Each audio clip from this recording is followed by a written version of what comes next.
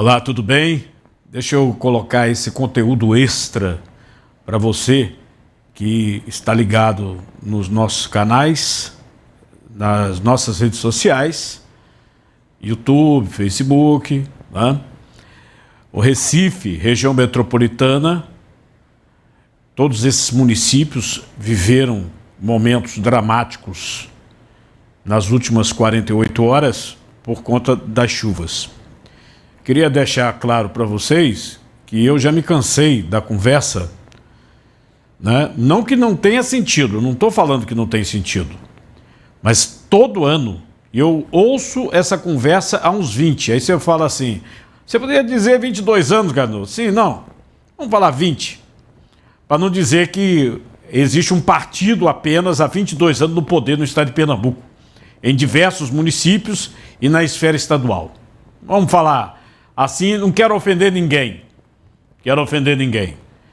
mas nesses anos todos, toda vez que temos problemas climáticos, e é evidente que o Recife, região metropolitana, vamos dizer Paulista, Olinda, principalmente, Camaragibe, São Lourenço da Mata, sempre vão ter. É previsível. Aí começa com aquela história, não, porque foi a maior chuva, foi chuva de um mês todo em 3 horas, chuva de um mês todo em 24 horas. Sempre tem essa conversa. Eu não estou dizendo que não exista. Eu estou apenas colocando que é previsível. Todo governante, o pessoal da APAC, os meteorologistas, eles já sabem. Ah, tem previsão de não sei quantos milímetros de chuva durante o mês de fevereiro. Vamos dizer 100 milímetros. Pode chover tudo em 2, 3 horas.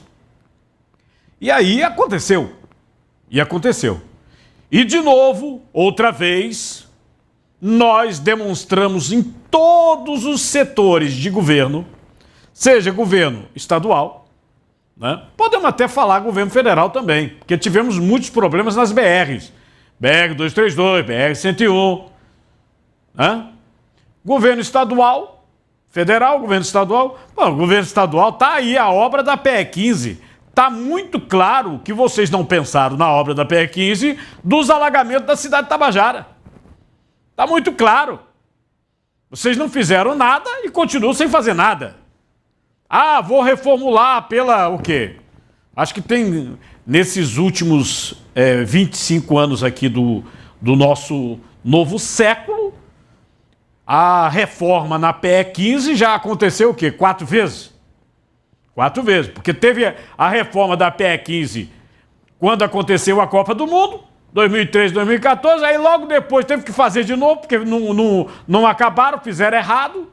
Inclusive houve uma determinação do Tribunal de Contas, porque tinham o dinheiro e a consultora não fez um serviço que prestasse, e logo depois teve Paulo Câmara refazendo, e agora a Raquel Lira refazendo o mal feito de Paulo Câmara, vê? E mesmo assim está mal feito. Está mal feito. E no Recife, são muitos os questionamentos, porque é o seguinte, o Recife, a gente sabe que é uma cidade no nível do mar. Então você tem problema de maré, você tem problema de chuva, chuva grande em alguns períodos do ano. As previsões sempre acertam e sempre os governantes tentam vir com a história, não, porque choveu não sei quanto e que não era para chover, era chuva para o mês todo. Sim, mas isso é previsível. A Avenida Agamenon Magalhães, por exemplo, isso não era previsível. Depois da reforma que o prefeito fez, a Avenida Agamenon Magalhães, nem as comportas que foram instaladas para que a avenida não alagasse, adiantaram, pô. Aí você fala, mas se foi a maré, cara. Não, a maré deu 1,80, podia dar 2,20, imagina. Se fosse 2,20, deu 1,80. 2,20 são 60 centímetros a mais, meu. Praticamente. Existe isso, vocês são loucos. Ou seja, pode acontecer de novo e pior. De novo e pior. No ponto de vista do Recife, nós, no programa Ao Meio-Dia, questionamos sobre o prefeito ter gasto mais com propaganda, propaganda comercial. Rádio, TV, jornal, blog e tal, perfis de influências e por aí vai. Do que com a drenagem da cidade. Eu mesmo fui vítima disso. Não é? Depois que saí daqui, tentei ir para a Zona Sul, quando cheguei ali na área do Pina, tudo alagado. Você foi, mas a maré já tinha baixado. Sim, não tinha drenagem. Os bueiros entupidos, o lixo boiando. Meu amigo, eu levei praticamente 4 horas no trânsito para voltar para casa. E isso deve ter acontecido com um monte de gente. Não é normal. Não é normal. Vão dizer, foi a maior chuva de não sei o quê. Ah, foi água de um mês todo em tantas horas. Sim, mas todo ano eles falam isso. Todo ano. Pode pegar, dá o Google, vai ver que todo ano eles falam isso. Então essa chuva toda, você fique tranquilo, tá? Que é a ineficiência e a ineficácia. Para um até tem jeito, para outro não tem jeito nenhum. Você vê Olinda, por exemplo, Canal do Fragoso, não segurou. Né? Falei aqui de Olinda, PE 15, a cidade de Tabajara, inundada, Rio Doce. Pô, peraí, Presidente Kennedy de novo. Né? São Lourenço da Mata, Camaragibe, a tragédia do Córrego da Bica, mãe e filha morreram. Na Agamenon Magalhães, um estudante levou um choque, morreu no meio da rua. Teve gente arrastada por correnteza em Camaragibe. Meu amigo, peraí, são vidas humanas.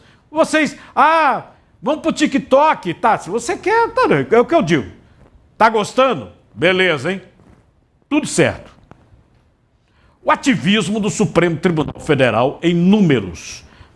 Desde 2019, o STF já declarou 78 omissões inconstitucionais nos demais poderes.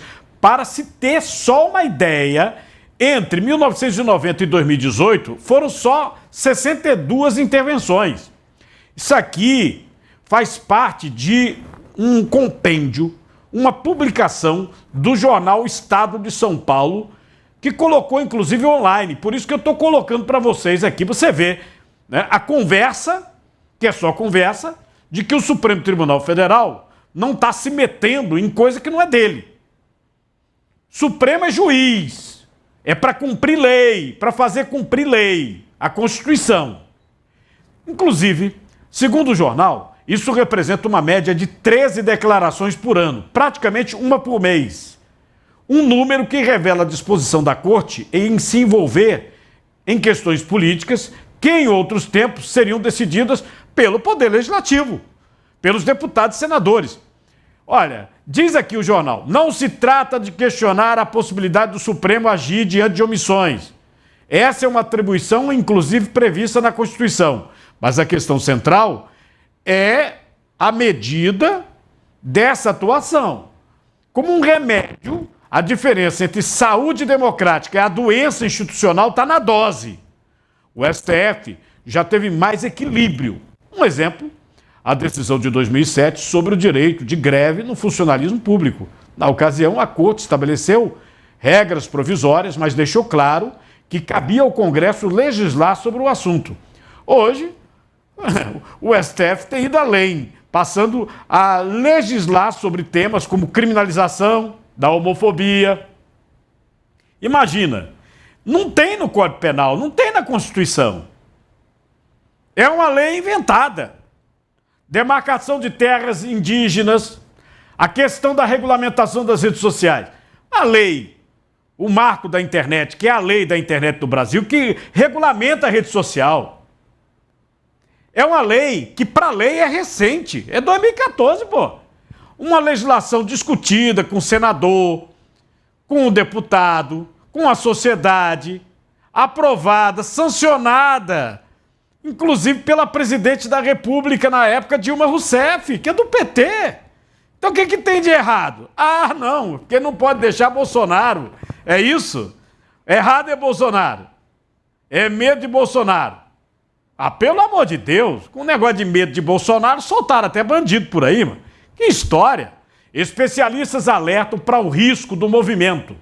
O jurista Diego Werneck, do INSPER, aponta que os ministros têm ampliado cada vez mais a interpretação dos seus poderes constitucionais. Um exemplo, e agora, recente, é a tentativa da Corte de reescrever o Marco Civil da internet.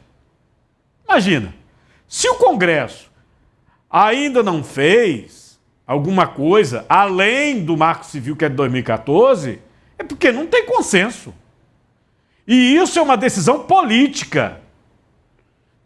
É decisão democrática.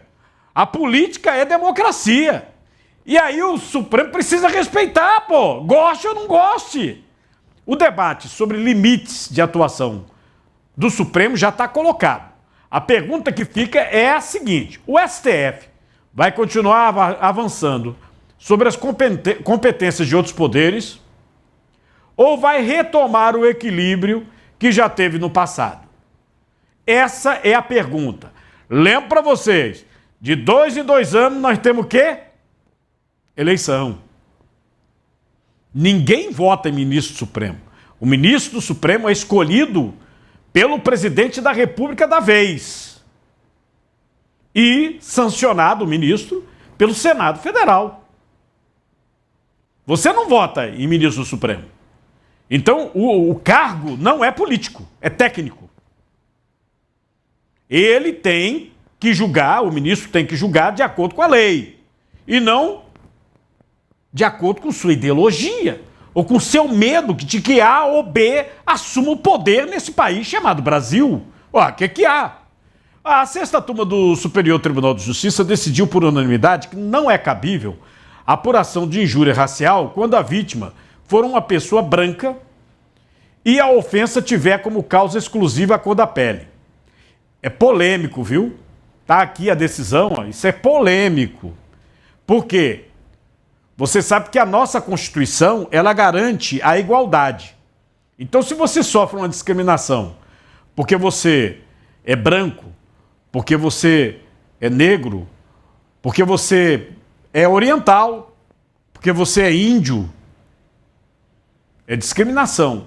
O nome é injúria racial ou tem um outro nome?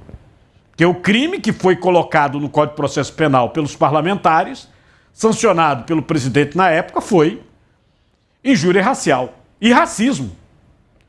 Esse processo ele teve início em Alagoas, onde um homem negro foi denunciado por injúria racial contra um homem branco. Esse homem branco, ele foi chamado de escravista cabeça branca europeia. Em um aplicativo de mensagens, a defesa questionou a denúncia, defendendo que não existe racismo reverso. Você já ouviu falar de racismo reverso? Se você é negro, você sofre racismo. O racismo reverso, por exemplo, se você é branco, se você também é humilhado pela sua cor, você também sofreria racismo. Mas existe. O relator do caso, o ministro pernambucano, Og Fernandes, enfatizou que não há racismo reverso, não há. E que a ofensa deve ser apurada como uma injúria simples. Uma ofensa simples. Ele reforçou que a honra de todas as pessoas, incluindo as brancas, deve ser protegida por lei, mas que a injúria racial, no caso, não se configurava. Isso abriu uma situação, uma brecha jurídica que vai bater no Supremo. Nós estamos falando do STJ e o Tribunal Constitucional, que tem que julgar de acordo com a Constituição brasileira, que garante a igualdade, é o Supremo, o STF. Mais uma vez, um negócio embaixo vai ter que parar lá em cima para ser decidido. Existe ou não existe racismo para todas as pessoas, seja de qualquer etnia? Existe. Pois o STJ diz que não tem. Racismo é só com pessoa negra. O Supremo Tribunal Federal derrubou uma lei de Uberlândia, cidade mineira, que proibia a linguagem neutra nas escolas. Por unanimidade, os ministros decidiram que o município não pode legislar sobre educação, que isso é uma competência exclusiva da União. A ministra Carmen Lúcia ressaltou que a proibição interfere no currículo escolar e viola a liberdade de expressão. É outra bronca. Tá, já tem projetos no âmbito federal, ou seja, Deputados e senadores estão tentando uma legislação para proibir esse negócio de linguagem neutra. Aliás, essa questão de linguagem neutra avilta a língua portuguesa, né? Envolve, inclusive, o nosso país vizinho e irmão, Portugal. Um jovem de 20 anos foi preso por engano. Ele teria faltado o pagamento de uma pensão alimentícia do Distrito Federal. Só que é o seguinte, vê que absurdo. Ele não tem filho. Como é que pode? Ué, ele estava devendo uma pensão alimentícia, mas não tem filho. Não tem nenhum filho registrado no nome desse rapaz. Então como é que ele está devendo pensão? Gustavo Rodrigo Ferreira, ele foi detido em Taguatinga após um erro num processo que começou em 2017. Vê a outra situação que, lamentavelmente, a excelência que deu essa sentença não viu. Processo é de 2017. Esse rapaz, em 2017, ele tinha 12 anos. 12 anos. Inclusive, do ponto de vista legal, quando começou o processo, ele era um menor inimputável. Porque ele não chegou nem a ter 14, é criança ainda, segundo o estatuto. 12 anos apenas. Uma criança, inimputável. Vulnerável, conforme diz a legislação, o ECA, o Estatuto da Criança e do Adolescente. Agora vê, a prisão foi solicitada em Minas Gerais. Eu falei aqui que ele estava em Taguatinga, Distrito Federal. Presta atenção, ele nunca foi em Minas Gerais. Nunca esse rapaz esteve em Minas Gerais, pô. Ele não tinha ligação com o Estado de Minas. Durante a prisão, Gustavo foi colocado com presos, até preso por homicídio. O erro foi descoberto numa audiência de custódia. O juiz apurou rapidamente e liberou. Agora a defesa do rapaz vai processar o Estado por dano moral. Você está vendo o que acontece? Imagina, a pessoa, num processo que começou quando ele tinha 12 anos de idade, ele é um rapaz, ele não tem filho. O cara, de repente, é buscado em casa, no endereço, é preso, porque estaria devendo uma pensão alimentícia em Minas Gerais. Só que ele nunca esteve em Minas Gerais. Meu amigo, que erro, hein? Que erro de Vossa Excelência. Meu Deus do céu. Não sei se você acompanhou, a TV Globo anunciou a demissão do jornalista, apresentador Rodrigo Bocardi. Ele já tinha 25 anos na emissora, né? Inclusive o Bocardi, ele apresentava o jornal em São Paulo, esse jornal do meio-dia, vez por outra apresentava também o Jornal Hoje. O Bocardi, ele também fazia a programação da CBN à tarde, programa ao vivo. E a informação é descumprimento de normas éticas da empresa. Quando a pessoa entra na Rede Globo, no jornalismo, ele assina essas normas éticas. O jornalista da Rede Globo, ele tem um salário e ele não pode ganhar em mais nada. Simples assim. Né? Pelas normas, ele tem que ser funcionário, inclusive o jornalista é exclusivo. Se ele tiver que falar em outra emissora, tem que pedir autorização. A Globo deixa ou não deixa. Ele não pode ser influencer, por exemplo, ele não pode anunciar uma marca. Na rede social, tem que ser o mais discreto possível. Só coisinha bestinha, particular, você pode ver aí. O jornalista até fala, mas não fala em nada. Não, nada. Não comenta política, não pode. Tá? É a legislação de compliance da Rede Globo. Eles têm uma regra, né? E a pessoa assina. Tem que concordar para entrar. Isso aí é o caso do jornalista. Segundo o site Metrópolis, o Bocardi estaria trabalhando numa assessoria de comunicação de prefeituras e receberia também dinheiro de um partido político. Outro fator seria um caso de assédio moral contra funcionários. A Globo divulgou essa notícia no seu site e anunciou a jornalista Sabina Simonato como a apresentadora do Bom Dia São Paulo. Anteriormente, o Bom Dia São Paulo era ancorado pelo Bocardi. Segundo o portal Metrópolis, o Bocardi ele tem 3 empresas em seu nome. Entendeu? 3 empresas. Que aí é um problema. Porque, como eu disse, a pessoa é física, não pode ser influencer. Não pode. Porque ele assina lá um termo de compromisso com a Rede Globo. Essas empresas estão registradas como prestadoras de serviço de vídeo. E as empresas, inclusive, têm dívida. Ou seja, o Bocardi não estava pagando os impostos. Pra você ter uma ideia, os débitos fiscais são superiores a 3,5 milhões, tanto com o governo federal, que é negócio de PIS, CONFINS, tá? Questão trabalhista, e tem ainda o ISS, com a Prefeitura de São Paulo. Lembrando que toda nota que você tira numa empresa que presta serviço, você tem que pagar o ISS. Me parece que são 5% do valor da nota, no caso de São Paulo. Então, 3,5 milhões de dívida é porque ele estava tirando muita nota. Estou falando aqui só da dívida, não estou dizendo que ele já pagou. Tá? Nas redes sociais, o Rodrigo se pronunciou. Vê só o que ele disse. E aí, pessoal, tudo bem? Tudo bem? Sim, tá tudo bem. Olha só, que dia, hein? Mas eu quero compartilhar esse sentimento com vocês. Tá tudo bem. Não quis deixar passar tanto tempo para dar uma satisfação para vocês depois do grande susto de ontem.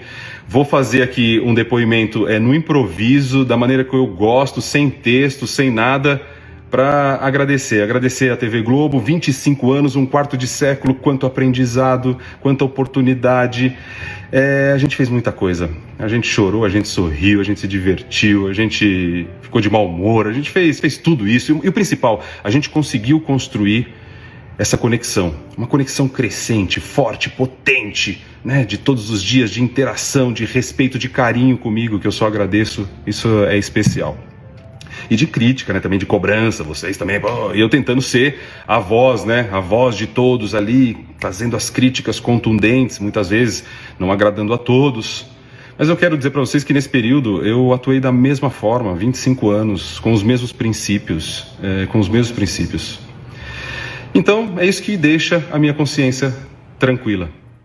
Olha, o portal Notícias da TV, que é ligado também ao UOL, né? Folha de São Paulo e tal, publicou que a demissão foi por justa causa, viu? Por justa causa. Porque ele tinha assinado o termo de compliance, essas regras, e ele teria descumprido. Eu acho até que se ele tem 3 empresas que são tipo produtoras, que atuam no âmbito de notícia, só o fato de ter as empresas já é bronca. Se estava atuando nessas empresas, bronca do tamanho de um trem. E aí chegaram a dizer que ele estaria vendendo comentários positivos sobre algumas situações que ele colocava no Bom Dia São Paulo. Aí é problema. Imagina, um jornalista vender a notícia. Ou seja, jornalista dá a notícia chapa branca. Você já vê essas emissoras hoje, tudo chapa branca, né? Tudo atrelado a governo. Dificilmente você vê uma notícia de verdade. E aí você tem um jornalista atuando por fora. É o que diz o Notícia da TV. Mas é o seguinte, é um jornalista muito conhecido, grande profissional, e a informação que nós temos é que já está aí sendo chamado, vai ser empregado rapidinho, né? É feito o Datena mesmo, saiu da Bandeirante, já está no SBT, né? É um jornalista com muita experiência, 25 anos de experiência, conhecido, e já estão falando que o SBT já chamou, né? Vamos ver os próximos capítulos. Nós mostramos aqui uma planilha criada por profissionais de publicidade que viralizou nas redes sociais no mês de janeiro. Ela permitia que funcionários de agências avaliassem influenciadores digitais a partir de nome, nota, impressões. E aí foram vários nomes famosos, Anitta, Ivete Sangalo, Jade Picon, tá? Você vê aqui, ó, essas pessoas avaliadas, ó. A Sasha, olha, esculhambaram com a Sasha. Isso era péssima. Estrelinha, não entrega relevância, engajamento, muito difícil de trabalhar. Né? Eu achei, sinceridade, ó, a Ludmilla, terrível. O time dela é zero. Zero profissionalismo, preço altíssimo, pouca entrega, enche o saco com ajustes bestas. A Ludmilla, cantora. Né? Mas só tem esculhambação, é? Anitta. Não, a Anitta, pra você ver, diferença da Ludmilla, né? Impecável, equipe prestativa, atenta, gosta de fazer alterações para ficar com a linguagem do público dela. Isso funciona. Aqui, ó. Não tem só esculhambação. Né? Não tem. Parece que outra que foi muito elogiada foi a Ivete também, né? A Gisele Bündchen. Rapaz, você vê, essa mulher é riquíssima, né? Riquíssima. E tá inclusive esperando o neném, né? Tá com um novo marido, né? Pessoa acessível, pontual, profissional, assessorada, contribui com as ideias, chega no ambiente, cumprimenta todo mundo. Gisele Bündchen. Diz que é a modelo do século, né? A Gisele. E o século só tá começando, né? Que beleza. Após a repercussão, especialistas indicam tendências entre influenciadores para melhorar a própria imagem no mercado. Tá? Então vamos ver esse pessoal se vai se consertar, se não vai. As críticas, elas devem ser para melhorar, né? Teve gente que deu a espinafrada. Olha a Jojo, ó a Jojo tadinha aqui, ó. Grossa. Não estuda o briefing, que é o que a agência manda, né? Grita, ofende. Precisa ser convencido a seguir. A equipe serve de guarda-costas, porque não intervém em nada. Comunicação horrível. Vai, Jojo todinho. A indústria de influenciadores atualmente está avaliada em 250 bilhões de dólares. O banco Goldman Sachs estima que até 2027, esse pessoal que faz o comercial, que faz a propaganda, e eu não estou dizendo aqui o povo que vai para a TV, não. Estou falando aqui do mercado publicitário de internet. Pode crescer 500 bilhões de dólares ainda. Os criadores da lista top da Forbes do ano passado ganharam cerca de 720 milhões de dólares nos últimos 12 meses, um aumento de 20 milhões em relação a 2023. Então, os influencers estão em alta. Desde o ano passado, eles adicionaram mais de 100 milhões de seguidores, atingindo mais de 2,7 bilhões de seguidores em plataformas de YouTube, TikTok, Instagram. Você está acompanhando aqui os 10 influenciadores mais lucrativos aqui no telão. Ó. Esse aqui, ó, os ganhos desse povo. Isso é num ano, viu? 204 milhões o cara ganhou. Aqui, ó, 125 milhões de dólares. 142 milhões de dólares. Meu amigo, é dinheiro, viu? Que esse pessoal ganha. Os dois aí novinhos, ó. 113 milhões de dólares. 133 milhões de dólares. Você vê, é dinheiro que esse povo ganha. Agora, não é para qualquer um, né? Esse pessoal tem muito seguidor, são milhões de seguidores. Você tem algumas pessoas aqui no Brasil que ganham muito parecido, só na área de influência. Você tem o Neymar, por exemplo. O Neymar tem um acordo com uma empresa de 100 milhões de reais por ano. Né? Uma empresa de jogo. A Deolane mesmo, ela tem 32 milhões de seguidores. Não é brincadeira, não. Né? Tem empresa... A Virgínia, que também é apresentadora do SBT. Né? É por aí.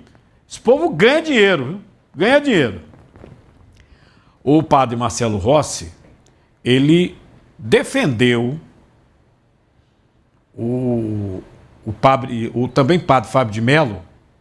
Lembra daquele pastor, o Flávio Amaral, não? Que disse que a depressão do Fábio de Mello era medo de sair do guarda-roupa, lembra? Que tinha que sair do armário e não sei o quê, né? Inclusive esse pastor, né? Ele diz que é o seguinte, que ele é um ex-travesti, né? Eu sou ex-travesti, o tal do pastor. Numa rede social, o padre Marcelo comparou suas fotos do seu corpo em 2016, quando ele estava com depressão, e agora em 2025. Aliás, 2025, quando ele esteve aqui no Recife, na obra de Maria. Tá vendo aí, ó? Meu Deus do céu. Tá vendo o que é depressão? A defesa dele foi tranchém, né? Cirúrgica para o padre Fábio de Mello. A Preta Gil aproveitou o Dia Mundial de Combate ao Câncer para desabafar sobre sua luta contra a doença e fazer um alerta para seus seguidores. Veja só comigo. Acho que um dos grandes problemas que a gente enfrenta no combate ao câncer é o estigma, que é algo que, enfim, foi criado e passado de geração em geração, e até hoje o estigma faz com que muita gente não se cuide, não busque ajuda, tenha preconceito com a doença, e isso faz com que cada vez mais pessoas morram em decorrência e percam essa luta contra o câncer por mil questões, mas a maior delas por um diagnóstico tardio, né? Ah, não, deixa pra lá, isso não, isso é normal. A gente vai banalizando tanta coisa. Rapaz, é muito importante o que a Preta Gil disse, viu? E eu admiro bastante, porque é o seguinte, ela não jogou a toalha. Não é brincadeira, não, o sofrimento dessa mulher, não, viu? Ela não jogou a toalha, viu? Isso aí é muito importante para toda pessoa que sofre com algum mal. Eu não desistir. Segurar a barra, fé em Deus, de pé na tábua, tá certo ou não? Eu comecei o programa e vou terminar esse programa extra com vocês, com essas imagens aí das chuvas que caíram no Recife, região metropolitana, lembrando que esse ano ainda pode chover bastante, né? Ainda estamos aí nesse alerta para esse mês, e que isso vai acontecer, né? No nosso estado e em outras partes do Brasil. Né? Tem a questão da mudança climática? Tem, mas isso que aconteceu aqui não é nem mudança climática. Quase todo ano acontece. Né? E como eu disse, a conversa de que choveu em 24 horas o que era para chover no mês, choveu em 3 horas, todo ano é a mesma coisa.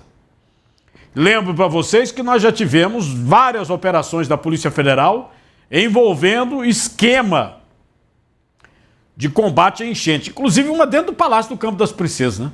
A Operação Torrentes, lembra? Palácio aqui do governador. Tá? Então, esse negócio de chuva, esse problema que nós vivemos, também passa pela competência do administrador público e da cobrança da sociedade. Você tem que cobrar, porque senão vai ficar do mesmo jeito, tá certo?